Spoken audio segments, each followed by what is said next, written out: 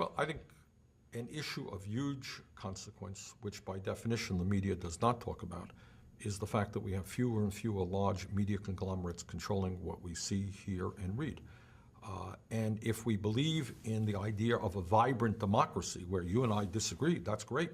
But the people have a right to hear your point of view, they have the right to hear my point of view, and then they formulate their own opinions. If we believe in that, then we're in serious danger right now because we're losing that process. When you have a tiny handful of multinational media conglomerates controlling the flow of information, democracy and serious debate is being greatly threatened. And a bad situation is becoming worse every day with more and more media mergers. On top of that, of course, the Bush administration wants to deregulate media even more, which will mean that even smaller numbers will control the flow of information in this country, and that is very dangerous. You know, this is not a good idea. We have got to be able to communicate with the American people, and we're not going to be able to do that if there is an ownership out there which is not sympathetic to our point of view. There's got to be more diversity. So you're seeing in an interesting way, not only progressive voices like myself, but a lot of conservatives are saying the same thing.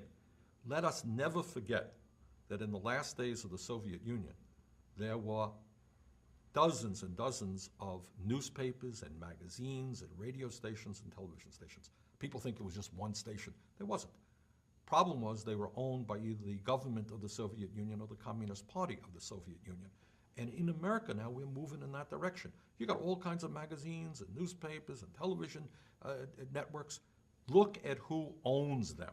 That's the issue. And I think many people in Congress are concerned about that issue. What kind of legislation would help to correct this? Well, the first thing we have to do, and we were partially successful last year, is stopping Bush's efforts and the FCC's efforts to further deregulate media. If they got away with what they wanted to do, you can end up in a community where you have one large corporation owning the daily newspaper, radio stations, television stations, the cable outlet, in one community.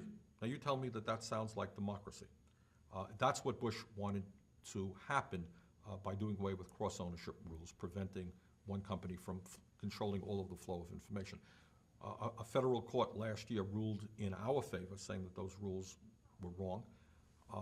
And we have now got to work on legislation, which we are doing, to fight for more localism, to fight for more diversity, to fight for more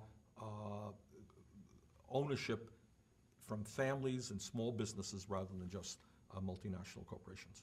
On a personal note, why do you care? Well, I care because I am a public official, and my job is to represent the people of the state of Vermont. And I can't do my job well, nor can any elected official do his or her job well, unless the people understand what's going on. And it is no great secret, I think, that most people in this country do not know very much about what goes on in Congress, for example. So that makes it very difficult for any member of Congress, any honest person, to try to do their job. If major pieces of legislation are not covered at all, if major issues facing the American people are not being dealt with, then how can you do your job? It's very hard to do your job.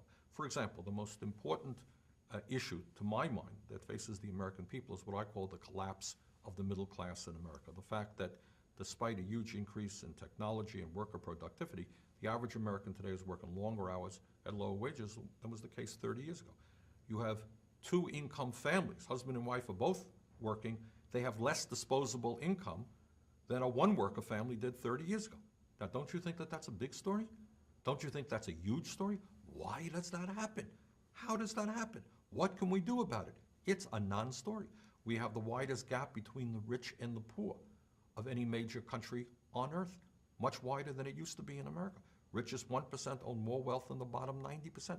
What about the moral implications of that? Big story, isn't it? Do you hear it discussed at all? No, you don't. We're the only country in the industrialized world without a national health care program. You never hear that. You never know that. 20% of our children live in poverty. Is that being discussed? So there are huge issues out there that the American people in their guts know. They know they're working their tails off. They know they're working 50 or 60 hours a week. They know that they don't have health insurance, but they don't see that reality reflected on the television, in the radio. Now what happens if you don't see your own reality reflected in the media? You begin to say, gee, I must be the only person in America working 50 hours a week, going nowhere. I don't have any health insurance. I can't provide for a college education for my kid. This is not a political issue. It's not a social issue. It's my problem. Must be something wrong with me. And therefore, because they're not seeing their reality reflected in media, it becomes personal, not political, not social, and those people drop out of the political process.